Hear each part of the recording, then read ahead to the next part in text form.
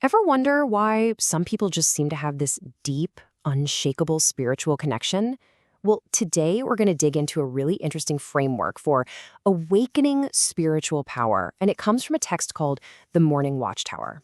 Let's get into it. So, this whole thing kicks off with a really big question. Why do believers fail? And the answer it suggests isn't about some crisis of faith. No, it's about a lack of spiritual power, leaving them vulnerable and kind of lost on the path ahead. So, how do you build up this spiritual power? Well, the text lays out a solution that's actually pretty practical, a structured morning routine it calls the Morning Watchtower. But what exactly is the Morning Watchtower? You can think of it like a daily spiritual workout. It's this prayer practice that's designed to get you connected with divine strength and lock you in on your ultimate purpose. Now, this isn't just about mumbling a few prayers and calling it a day. The Morning Watchtower has this whole framework built around two key pillars, what it calls the standard and the mission. So let's actually break those down. Okay, so first up is the standard. Think of this as getting your spiritual bearings. Step 1, figure out your current address, where you are right now spiritually. Step 2, tap into the power of the throne. And step 3, get in sync with what the text calls the world's timeline or the CVDIP timeline. And right after that, you've got the mission. This is more like a 4-part journey. It starts with you being a watchman, recognizing God's kingdom as your foundation.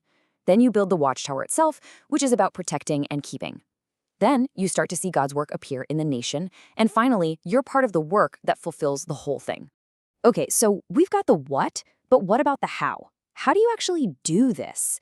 Let's get into the nitty-gritty of the method the text lays out for getting this deep level of spiritual concentration. So the secret sauce here is something called a concentration of power. And there's a formula for it. It's only, which means focusing just on God, plus waiting, being patient, and then challenge, actually stepping out and doing something. The idea is that this powerful mix is what leads to spiritual uniqueness and total recreation.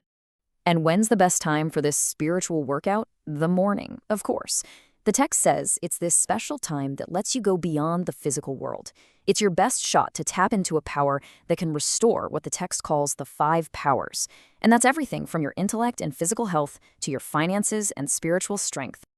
And the text is quick to point out this isn't some new idea or fad. It's actually grounded in the lives of some pretty major biblical figures, presenting them as role models who really got the power of a focused morning devotion. So let's take a look at a few of these examples, these spiritual heavyweights, and see how they supposedly put this whole concept into practice. First, there's Moses. That famous, life-changing encounter he had with God at Mount Horeb. The text presents that as a prime example of this divine concentration, a moment that completely reignited his calling and, changed history. Next, you've got David, the king who wrote a lot of the Psalms. The text points to his habit of praying in the morning as the secret to creating these spiritual masterpieces. It's like that was the best time to get that creative, divine spark. And of course, the text points to Jesus as the ultimate example. His habit of getting up early, finding a quiet place to pray, that's held up as the absolute gold standard for this whole morning watchtower practice.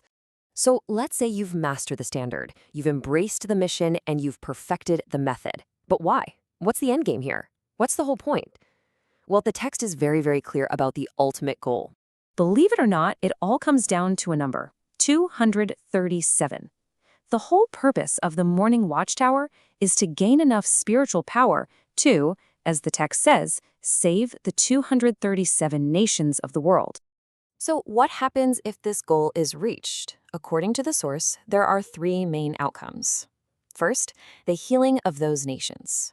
Second, 70 disciples will revive 70 regions. And third, it ushers in a whole new era for believers called the Age of the Remnant. Okay, but where on earth do you even begin with something like this? The advice in the text is actually kind of surprising. It says to start at your lowest point. The idea is that it's from that place, from the bottom, that you can truly find the value of what's at the very top. So when you strip it all down, what's the big takeaway here? I think beyond the specific beliefs in this text, it really shines a light on the sheer power of a daily, structured ritual. It leaves us with a question, really. What could your morning watchtower be? What's that one daily practice you could start that might just reshape how you think, sharpen your focus, and maybe change everything?